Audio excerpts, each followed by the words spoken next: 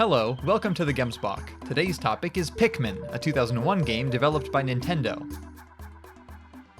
Pikmin was one of the last few entirely original game concepts produced for Nintendo by Shigeru Miyamoto, the creator of Donkey Kong, Mario, Star Fox, The Legend of Zelda, and more. And it is certainly overshadowed by the worldwide phenomena of his earlier creations. Still, I feel that the original Pikmin is a tremendous game, well worth discussing, and is a very unique approach to the otherwise mostly warfare-focused genre of real-time strategy. But that level of praise would be wildly inappropriate for Pikmin 2. Regular viewers of these videos will probably find the title of this video familiar. That's because it is almost identical to the title of a video I published previously about Valve's Portal franchise. I couldn't help but notice the similar thesis here, where I am saying that the campaign of a sequel to a distinctive and well-known title is weaker than the original, against the critical consensus, and on the basis of both tone and design. But in this case, I feel that the quality difference is much more pronounced. Whereas I consider Pikmin to be an excellent game deserving of classic status, like both Portal and Portal 2, I find Pikmin 2 to be a stale, stilted, and even at times boring game to play. The nature of this video is such that it requires spoiling plot details of Pikmin and Pikmin 2, so you should only continue watching after this section if you do not mind spoilers or have already played the games. From the outset, the immediately apparent cuteness of Pikmin is balanced against a dark design, a game about a solitary explorer stranded on an alien world. Much of the music is moody and atmospheric. In contrast to the character art, the environmental art is realistic in style. The journal entries that intercut the levels are a mix between quiet curiosity about the strange new planet and nostalgic longing for life on Olimar's homeworld of Hakotate with his wife and children. The central mechanic of farming and commanding Pikmin, while full of charm and goofiness, nevertheless sees legions of innocents driven to their deaths in droves. And timers loom overhead. Each day ticks away before yielding to a dangerous night that slaughters any Pikmin left in the field, and if Olimar cannot recover most of the scattered parts of his spacefaring vessel within 30 such days, then he will die, isolated from his friends and family, lost and alone. Only through the indomitable will of Olimar, and organized, astute, expedient Pikmin management by the player, can salvation be achieved. It is a deeply intriguing scenario, with very high stakes for the player character. Life or death waits at the end, and the days wear inexorably on toward that end, whichever it shall be. There is no method whereby the days can be lengthened, or the tasks made simpler, or the resources keeping Olimar alive stretched for additional time. Reviewing the game for GameSpot back in 2001, Ricardo Torres sums up Pikmin's tonal mix of light and dark as being the twisted charm found in a good Tim Burton movie. At the time, you must understand, the ratio of good Tim Burton movies to bad Tim Burton movies was much more favorable. And it's true, the pairing of the game's writing and music with the game's character art and sound effects creates a tone not unlike that of Burton's vibrant yet macabre features like Beetlejuice and Edward Scissorhands, albeit without Burton's gothic aesthetic. Pikmin is the compelling story of a solitary being with only a matter of time separating him from his demise. This kind of tension drives the player onward with vigor, to navigate more quickly, explore more thoroughly, organize more efficiently, and just generally try to cram as much action as possible into each of the intensely brief 13-minute in-game days. Meanwhile, on the periphery, in the background, Pikmin features yet another layer of meaning. The first hint of this is the reason that Olimar cannot survive beyond 30 days. His air filtration system would be used up, which would lead him to suffocate in the atmosphere of the alien world, which is rich in a substance poisonous to his species, oxygen. Moreover, as Olimar wanders around, the player might notice some large and curious structures in the levels. Old food cans, indistinct hunks of rusted metal, cardboard boxes, a glass soda bottle, and other pieces of humongous, familiar garbage. Except for the rather conspicuous bottle, most of these are quite easy to overlook. In other words, subtly, even secretly, the setting of the game is a post-human Earth. The only traces left of humanity are litter, and the dense ecosystems of the planet go on at a micro scale, living on and around the essentially useless artifacts left behind by the planet's former inhabitants. One of Pikmin's underlying themes lies inscribed in the seemingly trivial fact that it's set on Earth or an analog for Earth. That it is a game with a low-key environmental message about the potential for symbiosis between intelligent beings and nature. Olimar's commands may result in the deaths of dozens of Pikmin, but at the start of the game the Pikmin seem to be near extinction. Each onion initially houses only a single seed. Through Olimar's agricultural prowess, though, scores of new Pikmin are born daily. In fact, the game's unlockable challenge mode is all about simply growing as many Pikmin as possible. Through collective military action organized by Olimar, the strengths of the Pikmin are amplified, and they can group together to stand up against predators many times their size. The importance of this notion of the Pikmin learning from Olimar to band together to defend themselves against predators can be confirmed in the game's best ending, accessed by recovering all 30 lost chip parts before time runs out. Not only does Olimar escape toward his home, but the Pikmin are seen successfully defending themselves against one of the nocturnal beasts occupying the planet. During the campaign, the Pikmin cannot defend themselves without Olimar's leadership, and Olimar cannot extricate himself from his predicament without their help.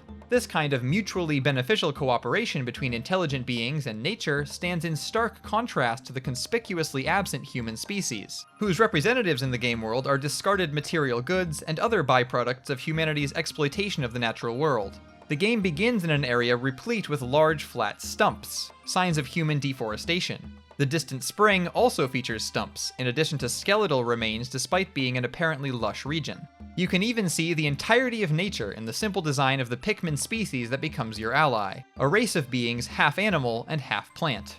And ultimately, the reward that awaits all players after the credits is a thorough bestiary, a sequential catalog of all notable animals, plants, and plant animals that make up the newly discovered ecosystem. Through these details, a great deal of thematic stress is placed on attention and study directed toward nature, and how a highly intelligent species can rebalance and even benefit from an ecosystem without destroying it. In yet another brilliantly subtle maneuver, some of the ship components echo these environmental themes. Small echoes come in the form of the ship's anti-dioxin filter, a device specifically designed to combat pollution generated by the ship, as well as its eternal fuel dynamo, positron generator, and Kronos reactor, all of which have descriptions confirming that the SS Dolphin is a vehicle that runs on electricity derived from renewable sci-fi energy sources. A larger echo comes when Olimar finds his ship's Geiger counter near some mutant creatures that are part egret and part snake. A Geiger counter is a device used to measure radiation, and the device is audibly making its signature detection sound the entire time it is present on the planet. A visual indicator dial on the device even points erratically toward the center of its range, clearly showcasing an elevated level of radiation. Between this and the oddly mutated, burrowing snagrit creatures that live nearby, there is a suggestion here that some event in the past caused the planet to become heavily irradiated. Perhaps this even points softly at how the humans in Pikmin managed to remove themselves from the picture, by means of a catastrophic nuclear event, a topic which may be particularly poignant for a Japanese development team. The area of the map screen around the forest navel even vaguely resembles an impact site. So, those are the two strands of thematic material you'll be tracing as you play Pikmin. On the one hand, a dark and quietly serious tale about a lost yet optimistic explorer, and on the other hand, a soft-spoken reflection on how humanity's interactions with nature could productively improve. Both strands are interesting, both are unobtrusive, and both are included as much through gameplay and atmosphere as through text and cutscenes. It's one of the rare, truly impressive ludonarrative successes in Nintendo's catalog. The nicest thing I can say about the thematic content of Pikmin 2 is that it was smart of Nintendo not to reuse the stranded astronaut plot from the original. Other than that, what you get in Pikmin 2 is a confusingly fat-headed tone and story without a hint of tension, subtlety, or depth. From the start, the stakes of the game, so very high in the original, are incredibly low. Olimar's buffoonish boss, we are informed, has to pay off a loan because of a mistake made by Olimar's equally buffoonish coworker Louie. So, the boss dispatches Olimar and Louie back to the Pikmin planet to harvest items of value to be sold to pay the debt. They soon succeed in paying it off, but the boss wants the rest of the planet's treasures to enrich the company, so they return to the planet yet again. Also, Louie was left behind on the initial return journey and got lost, so finding him becomes a secondary goal alongside gathering treasures. Right away, the extremely succinct and clear focus of the first game, where everything is filtered through the experience and narration of Olimar on his singular adventure after his crash landing, is lost. In fact, Olimar's voice is now utterly lost in the mix. New voices fill the gap, including the company president, the president's wife, Olimar's family members, Louie, Louie's grandmother, and the spaceship's AI, leaving no room for Olimar to say or write much of anything. Olimar's well-written, softly humorous, and occasionally pathos-driven journal entries that punctuated and quietly tutorialized the original Pikmin are gone, largely relegated to optional descriptions within the optional bestiary. Their replacement is a whole roster of characters, all flinging, grating, frequent, overbearingly tutorializing dialogue cutscenes at the player both during and between in-game days. Unfortunately, one of those threads that replaces Olimar's voice is Olimar's voice. Literally. Olimar and the other characters now have voice actors, so that each of the three main characters can call out their names when they are selected. So, after getting to know the curious, stodgy, stalwart Olimar throughout the entirety of the original Pikmin, we finally get to hear him speak, if only his own name. And how does the careful, serious old fellow sound? He sounds like a slack-jawed dunce. And that's not the only obnoxious voice or sound in Pikmin 2. From the now singing Pikmin, to the voices for all three characters, to the constantly blaring treasure gauge that sounds any time an object of value is near. All of the sound effects have this quality of feeling like they were only supposed to be heard once per day, as each of them becomes annoying before long, none more so than that treasure gauge. Like the voices, just about everything in Pikmin 2's story is a throwaway quip or episodic joke of some kind. The emails replacing the journal entries are now jabs at the personal life of Olimar and his co-workers, and the new consumable sprays apply with burp and fart sound effects.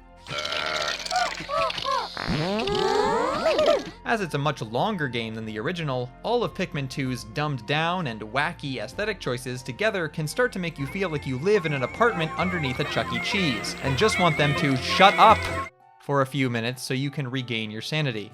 A small saving grace is that the childishness of the story and sounds do not extend into the music, as the soundtrack once again includes a compelling mix of otherworldly, calming, and contemplative tunes. The songs are often buried in the mix under the array of unlikable new sound effects, but when they're audible, it's apparent that each individual track is now more dynamically implemented, with slightly different versions of each piece of music that smoothly layer in or out based on in-game activity, such as whether one is leading with Olimar or his partner, whether one is in or out of combat, and whether one is nearer the start of an in-game day or the end. Returning into negative territory, however, in 2 consecutive blows to the game's pacing, the story of Pikmin 2 feels like a series of anticlimaxes, and all of the game's primary time pressures are gone. The premise of the game that is set up at the start is the necessity of repaying the company's debt. That is the driving force for returning to the Pikmin's homeworld to gather resources, and succeeding rolls the game's credits. So most players will likely be understandably confused when they're done with that, and the game just keeps plodding along, with more of the game's content coming after repaying the debt rather than before. In fact, both setups for the second part of the game, collecting all of the treasure and fetching Louie, feel more like post-game chores than compelling advancements of the plot, which makes it really odd that one of the game's 4 landing areas is completely inaccessible until the debt is paid, and that gathering Louie and the remaining treasures triggers a The End card, this time without credits, as well as another ending cutscene, this time bizarrely unrelated to any of the game's 3 main goals. If you take that The End marker seriously, then it's a game whose credits roll a third of the way in. Players who only reach the debt repayment ending will leave the game aware that there is tons being left undone, and players who push through to 100% will leave the game feeling that they spent twice as long on cleanup mode as they did on finishing the main goal of the campaign. Thus, everyone gets 1 or more anticlimaxes, and no one leaves satisfied that they've had the best possible experience of the game. Moreover, all 3 main objectives in Pikmin 2, debt repayment, wealth accumulation, and Louie retrieval, have no timers or time pressure to them whatsoever, likely because critics generally expressed distaste for the sharp time penalties used in the design of the first title. This sequence of choices, removing stakes from both the story and the gameplay, is where boredom starts to seep into the picture, without even discussing the monotonous cave systems, as they're being saved for the later section on gameplay. So, the tone of the story is farcical, the sounds and character voices are goofy and overbearing, the challenge of the gameplay has been dramatically reduced, and tension and narrative payoff are nowhere to be seen. Where is that tinge of darkness that caused a reviewer to compare Pikmin to a Tim Burton film? It's just gone. The atmospheric, engaging delight that is the original Pikmin is replaced with a dull plastic toy. Now, I will admit, despite its lack of any credible tension, with the only possible negative outcomes being directed at the unsympathetic side characters, Pikmin 2's plot initially had me a slight bit curious. Knowing that Nintendo could do something as understated and deft as the environmentalism of the first title, with the basic idea that plundering valuable resources from the planet is the entire premise of the game. But rather than taking this wide open, clear path toward continuing on with the subtle theming of Pikmin by having a greedy Hakotation force the player to pick up where humanity left off, Nintendo instead went ahead and tripped over themselves in a clumsy effort to achieve quirky humor. The artifacts that you recover for sale in Pikmin 2 are enormous pieces of refuse left behind by humanity. Bottle caps, batteries, bits of food, discarded Nintendo products, and broken toys. Yes, the first game's greatest thematic Easter egg is the second game's main collectible. There are a lot of ways that this choice annoys me, but I'll just briefly touch on the two big ones. First, the sequel inverts the value structure implied in the first game so dramatically that it makes me retroactively question whether any of the first game's most clever touches were even intentional. With the exception of the single hour of game time spent rescuing Louie from various predicaments, one spends the entire campaign of Pikmin 2 toiling for the material gain of Olimar's boss via garbage collection, and it's dressed up as though it's a bundle of fun. The idea of the relationship between Olimar and the Pikmin as symbiotic is discarded, as the Pikmin stand to gain little from continued service. It's an absurd disappointment to know that Olimar went through the harrowing, life-changing experience of potentially never seeing his family again and nearly dying on a strange planet, then being rescued by befriending and saving one of the local alien species, only to get home and gladly, immediately, before even seeing the family with whom he had feared he would never reunite, resume menial work as a corporate lackey, using that friendly alien species as slave labor to get the job done. Second, the decision to have it be the planet's treasures that you are tasked to collect is a bizarre mistake that turns a potential strength into an actual weakness. If Nintendo wanted to continue the thematic subtext of the prior game, the wide-open, clear path to which I alluded earlier would have been to have Olimar coerced into returning to the Pikmin's planet to collect natural resources, culminating in the revelation that the Pikmin themselves could become an incredibly valuable commodity due to their versatility, high reproduction rates, and obedience. Olimar's actions from then to the end of the game could have determined the fate of the Pikmin species. Now that would have been a set of stakes worth caring about. But in reality, over 85% of the treasures are processed or synthetic goods. As a result, the nearest the game ever gets to that angle is when the corpses of enemies can't be used to farm Pikmin because the player characters are in a cave. In those situations, they can temporarily be turned in for tiny, inconsequential sums of money instead. Ultimately, the Hakotations come across as neither malicious nor well-intentioned, but rather moronic, with idiotic voices and a fascination with shiny garbage. Instead of saving each Pikmin from becoming a tiny tool in a capitalistic enterprise, playing the game necessarily forces the player to use the Pikmin as exactly that, with no nuance or irony. The only charitable interpretation I can come up with for the game's incredibly myopic narrative choices is that you arguably spend a lot of Pikmin 2 cleaning up litter.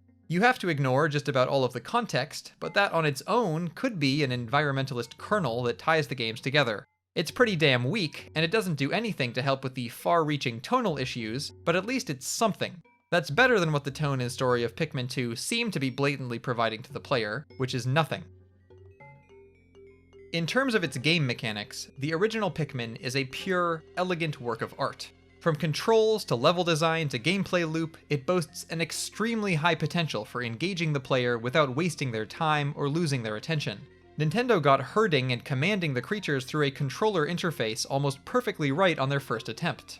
Other than the cumbersome necessity of needing individual button presses to pull each individual Pikmin from the ground, and some slightly fiddly positioning to select a particular Pikmin, the simple effectiveness of Pikmin's control scheme is otherwise incredibly laudable for a title where you are actively managing up to 101 characters at a time, including Olimar, without the benefits of mouse controls. The most important features along those lines are the area of effect regroup function tied to Olimar's whistle, the way that Pikmin naturally form sorted groups when dismissed or being thrown, and the ability to issue formation commands independent of Olimar's movement. In terms of genre, Pikmin's gameplay is a mix between puzzle and real-time strategy. The puzzles come across in the layout of the world, the positioning of the lost chip parts, and the behavior of the local species. The real-time strategy comes across in the frantic moment-to-moment balancing act among scouting, directing Pikmin to farm resources or retrieve ship components, and directing Pikmin to fight hostile creatures, where the limiting factors that require balancing are the number of available Pikmin and the remaining time in the in-game day.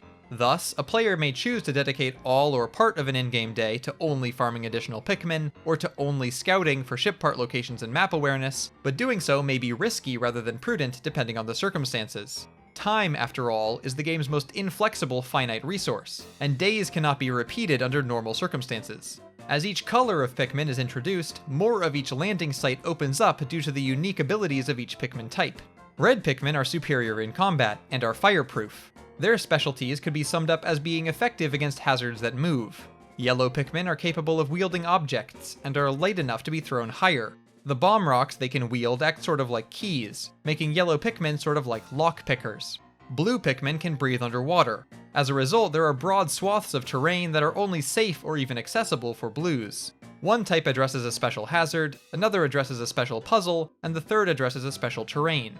This variety is sufficient to make it both enjoyable and mandatory that the player maintains healthy populations of all three. A final layer of time management and complexity is contributed by the flowering system of the Pikmin, where Pikmin who consume nectar, or are left in the ground for a while prior to plucking, will advance from having a leaf on their head to having a bud, and advance from having a bud to having a flower. The further along on this scale a Pikmin is, the faster they can move and accomplish tasks. Such stages of advancement can be lost in combat when a Pikmin is shaken loose from an enemy, or otherwise knocked down, and Pikmin who die with flowers on their head have a chance to seed the ground where they fall. The combat, theoretically one of the jankier aspects of the design, serves its purpose excellently. The design of most enemies practically guarantees some loss of Pikmin flowering, as well as some loss of Pikmin life to take them down. This not only places considerable pressure on the farming mechanics, but also underscores the weakness of each individual Pikmin and the swiftness of death on the planet, where both are elements of the game's thematic content being reinforced.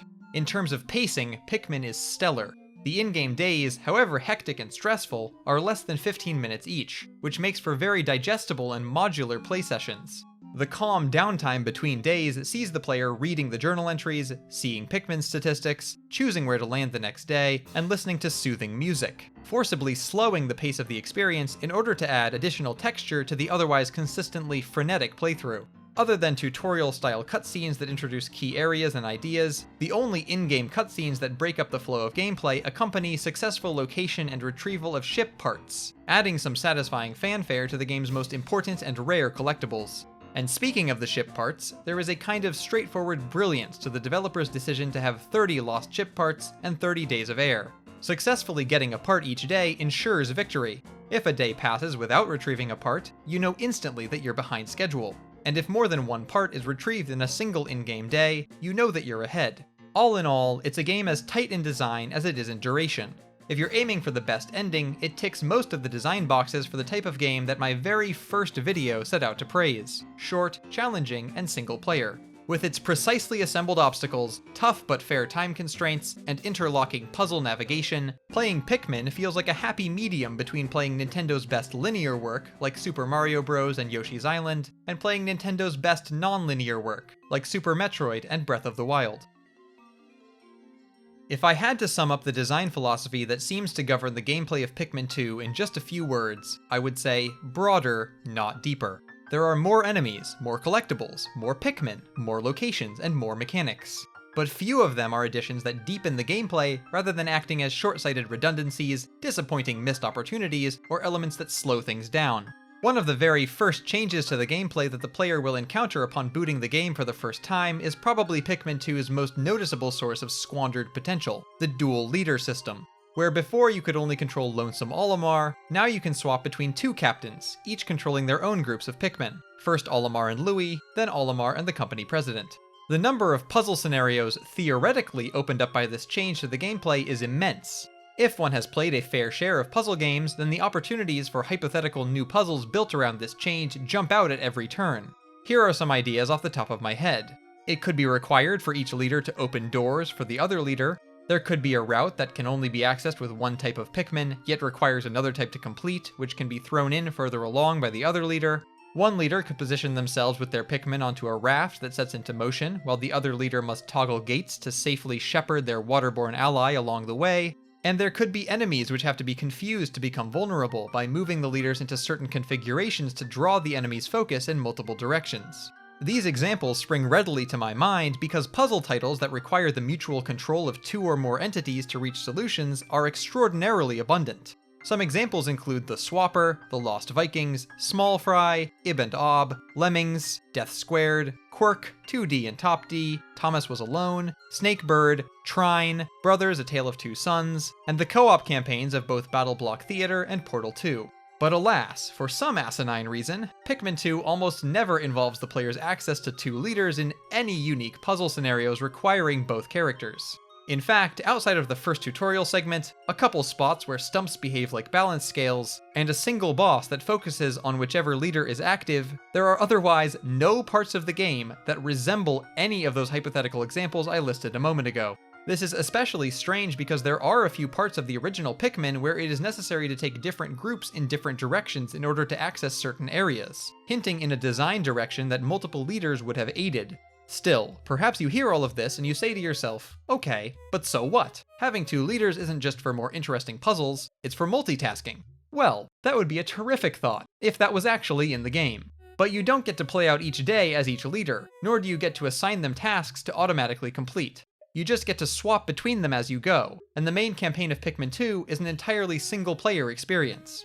The player is only one person, and can only control one character at a time. Even if the player sends their leaders in opposite directions at the start of an in-game day, they can't actually accomplish much more in a given day than they can with a single leader. For instance, instead of going 1,000 units of distance in one direction in one day, they can now go 500 units in two directions in one day, but they can still only traverse 1,000 units in one day. While the player is controlling one character, the other character stands idle wherever they were left, doing nothing productive, presumably drooling.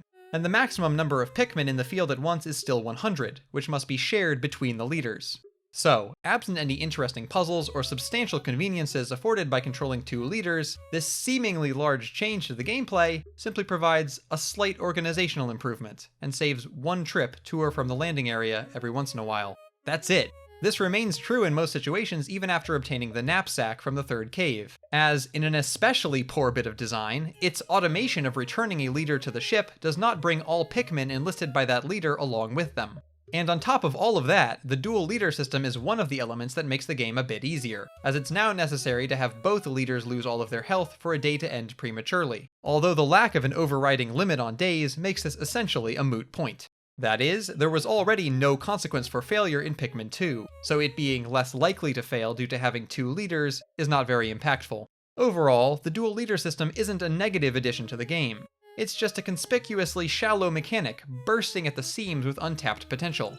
A less initially noticeable, but far more negative change is, as in the section on narrative and tone, though for entirely different reasons, how the game handles its primary collectibles. In the original Pikmin, there were 30 ship components to find.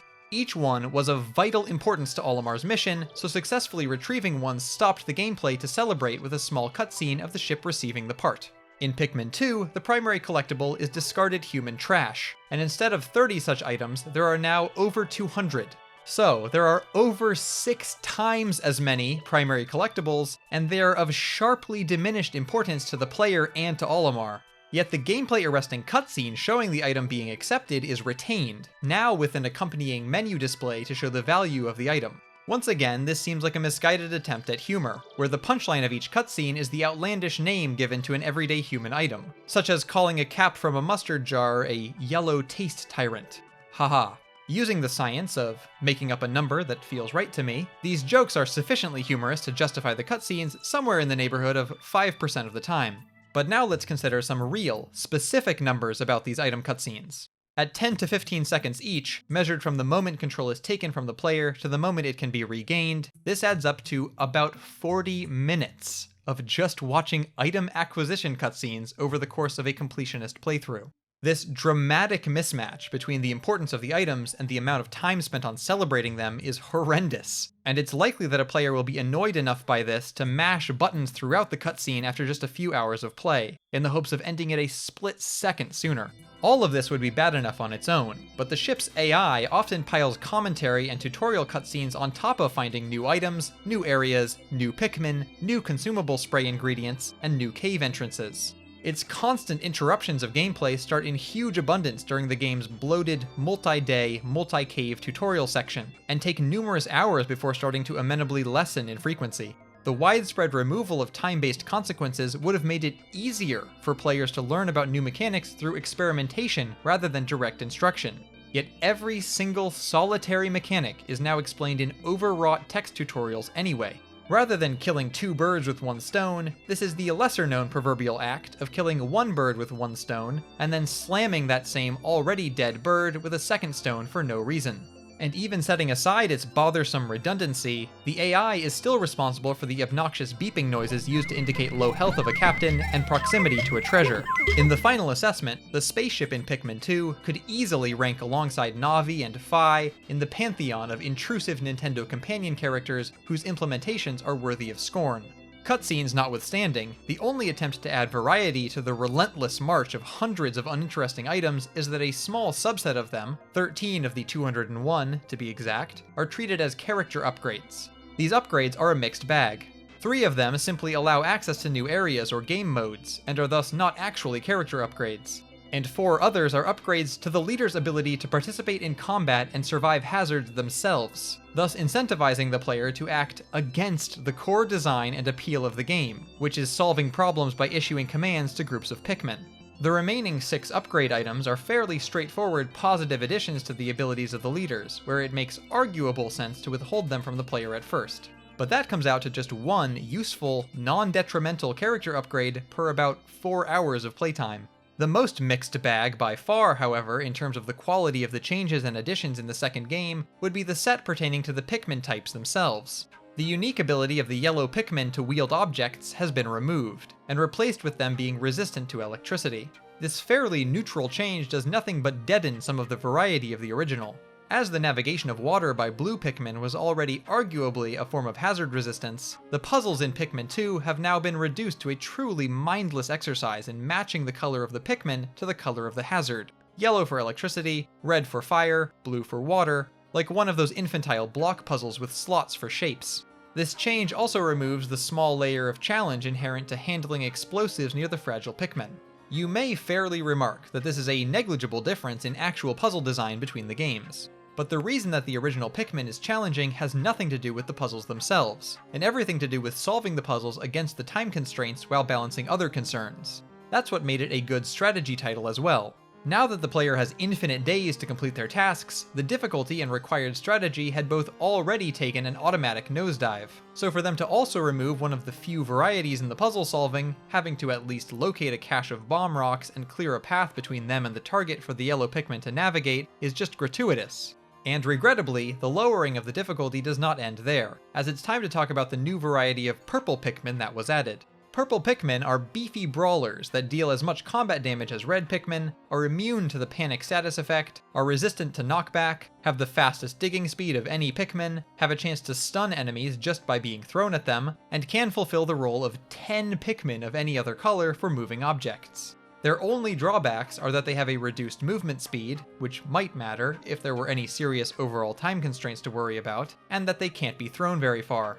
In short, purple Pikmin are way overpowered. These chubby fellows trivialize nearly every aspect of Pikmin 2, and they're introduced on the second in-game day. It's no longer risky to fight with a small number of Pikmin, as the purples can be thrown repeatedly to obtain stuns. It's no longer necessary to carefully manage how many Pikmin survive through a level, as a purple can single-handedly lift objects many times its size. And the new consumable sprays are basically irrelevant and dead on arrival, as no extra help is ever needed to succeed at a task as long as there is a purple Pikmin available. Moreover, this addition is yet another blow to the thematic material in the first game, as there is now a type of Pikmin that can accomplish all kinds of tasks, including combat tasks, independently. So much for the necessity of cooperation. In light of purple Pikmin, the already low difficulty of Pikmin 2 descends through the floorboards. But I did say the Pikmin changes were a mixed bag, so now it's time for a brief island of positivity in this section's ocean of issues. Pikmin 2 also introduces White Pikmin and Bulbmin, and both are terrific additions. White Pikmin move at high speeds, can detect objects under the ground, are resistant to poison, and deal poison damage to enemies if eaten. So, they address a new hazard, have a unique detection ability, and are fast, but are balanced by having otherwise average stats, and only being a big help in combat if lost forever. Bulbmin, on the other hand, are resistant to all hazard types, have average stats across the board, and cannot leave the cave where they are found. So they're versatile, but also unexceptional and very limited in usage. Both are well-balanced, interesting additions to the roster, which meaningfully deepen the strategy gameplay through their presence. Unfortunately, these new subterranean Pikmin types all bring me on to my final topic for this section, which is easily one of the biggest missteps in the design of the game: the cave system. Like the dual leader system, this is an area of the game which had enormous potential. But unlike the dual leader system, about which the worst thing I can say is that it could have been a lot better, the cave system not only acts as ignored potential, but also as an active detriment to enjoying the game.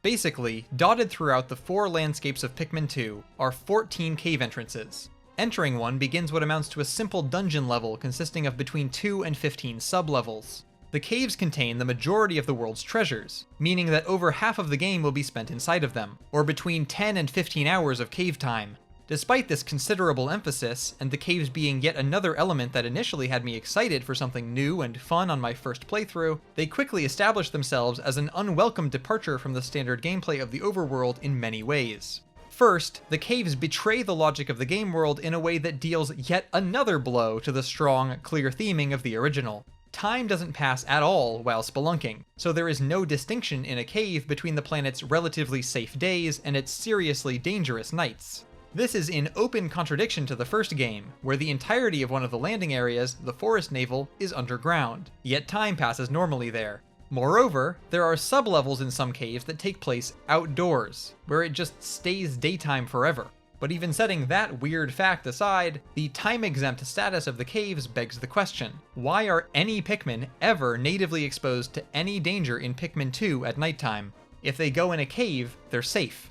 It's apparently a form of shelter so effective that it negates the existence of widespread nocturnal predators, allowing the leaders to remain on the planet indefinitely. Inside the caves, the Pikmin could even climb into purple candy pop buds and turn into gods. Second, ironically, despite all of their geographical depth, the caves turn deep gameplay into shallow gameplay, by emphasizing the combat and removing the only remaining time limit. Because time doesn't pass, an in-game day can never end while the player is in a cave, unless both leaders fall or all extant Pikmin are lost. To reiterate, the puzzles and combat encounters in both Pikmin and Pikmin 2 are very simplistic.